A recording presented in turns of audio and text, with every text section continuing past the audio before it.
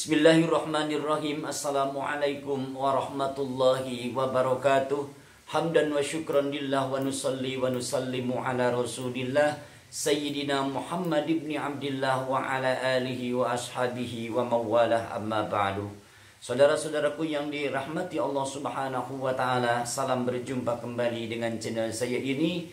Dan semoga kalian semua yang menonton video saya ini di mana saja berada selalu sehat walafiat dan senantiasa ada dalam lindungan Allah subhanahu wa ta'ala. Amin ya Allah ya rabbal alamin. Saudara-saudaraku, terutama para subscriber yang telah mendukung channel saya ini, saya haturkan terima kasih kepada kalian atas dukungannya. Jazakumullahu khairan katsira. Dan bagi saudara-saudara yang belum mendukung channel saya ini, jika berkenan saya tunggu dukungannya. Dan sebelumnya saya haturkan terima kasih. Jazakumullahu khairan katsira. Semoga Allah subhanahu wa ta'ala membalas kebaikan kalian dengan kebaikan yang berlipat ganda. Amin ya Allah ya rabbal alamin. Saudara-saudaraku, di video kali ini saya akan sampaikan lagi masalah hukum membaca Al-Quran di sisi kuburan. Sebetulnya video ini telah saya sampaikan beberapa minggu yang lalu, namun di sana setelah saya lihat terdapat kesalahan saya dalam membacakan perkataan Imam Syafi'i. Ada sedikit kesalahan saya dalam membacakan pernyataan Imam Syafi'i. Saudara-saudaraku, telah kita ketahui tentunya yang telah menonton video saya yang lalu, bahwa membaca Al-Quran di sisi kuburan itu dianjurkan oleh mayoritas ulama madhab. Seperti dari madhab Imam Hanafi, mayoritas dari madhab Imam Syafi'i, dan dari madhab Imam Maliki, sebagian dari madhab Imam Maliki, dan dari madhab Imam Hambali. Jadi itu semuanya menganjurkan membaca Al-Quran di sisi kuburan. Dan ini berdasarkan, masalah ini berdasarkan salah satu hadis yang diterima dari Abdullah bin Umar. Qala sami'tu Rasulullah sallallahu alaihi wasallam yaqul, idza mata ahadukum fala tahbisuhu wa asri'u bihi ila qabrihi wal yuqra inda ra'sihi bi fatihatil kitab wa inda rijlaihi bi khatimati suratil baqarati fi qabrihi. Jika di antara kalian ada yang meninggal, maka janganlah diakhirkan, segeralah dimakamkan dan bacakan surah Al-Fatihah di samping kubur dekat kepalanya, dan bacakan ayat akhir dari surah Al-Baqarah di dekat kedua kakinya. Ini hadis diriwayatkan oleh Imam At-Tabrani dan Al-Baihaqi.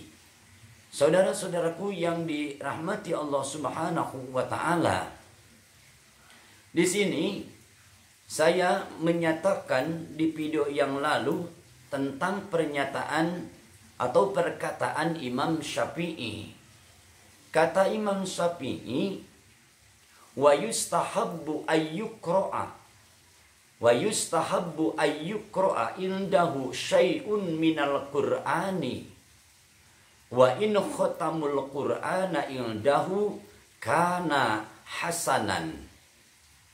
Seharusnya saya membacakan kana hasanan, tapi di video yang lalu saya bacakan kana hasanun. Itu merupakan ketidakhati-hatian saya. Setelah saya lihat, ternyata maklum kitab saya ini sudah lama, sudah puluhan tahun.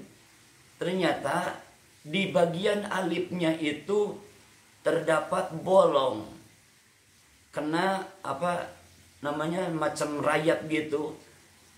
Jadi yang suka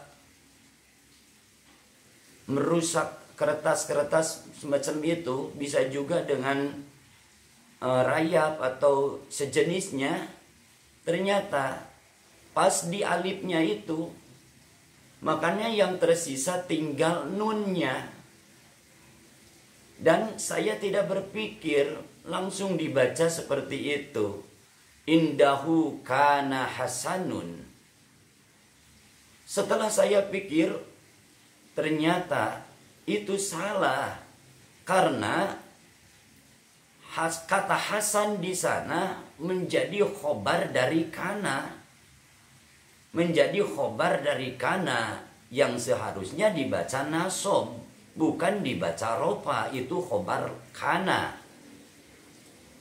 Jadi seharusnya dibaca wa in khotamul qur'ana indahu kana hasanan, bukan hasanun tapi hasanan. Itu yang menyebabkan saya salah dalam membaca lafaz itu, dikarenakan kitab saya dimakan rayap pas alifnya itu bolong. Ini bukan pertama kali terjadi, bukan saya, bahkan banyak di antara rekan-rekan saya yang mengalami hal ini. Sehingga dalam kalimat ma'rifat juga, karena ada bolong di atas ain kena rayap gitu atau sejenisnya, sehingga berbentuk titik. Jadi al-ma'rifat sebelumnya sebetulnya harus dibacanya al-ma'rifat, tapi dibacanya jadi al-maghrifat. Jadi al-maghrifah itu karena ada bolong. Kalau dilihat secara tidak jelas atau sepintas dilihatnya, tentunya tidak akan menyangka bahwa itu titik, bukan titik asli, tapi titik itu adalah titik karena bolong oleh rayap. Itu yang kedua. Saya dalam membacanya tidak fokus ke ilmu nahwunya. Jadi cuman melihat tulisannya saja. Jadi sekali lagi saya mohon maaf dalam masalah ini, yang artinya wa yustahabbu ayyuqra indahu syai'un minal qur'ani wa in khatamul qur'ana indahu kana hasanan. Kata Imam Syafi'i, disunnahkan membaca Al-Quran di sisi kuburan.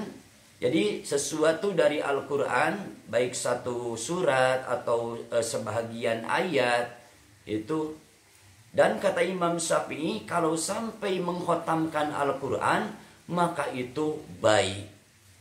Itu diantara perkataan Imam Syafi'i, dan tentunya mayoritas ulama Syafi'iyah yang menganjurkan membaca Al-Quran di sisi kuburan. Dan perkataan Imam Ahmad bin Hanbal, kata Imam Ahmad, qala idza dakhaltumul maqabir faqra'u bi fatihatil kitab wal ikhlas wal muawwaddatain waj'alu sawaba dzalika li ahlil maqabir fa innahu yasilu ilaihim.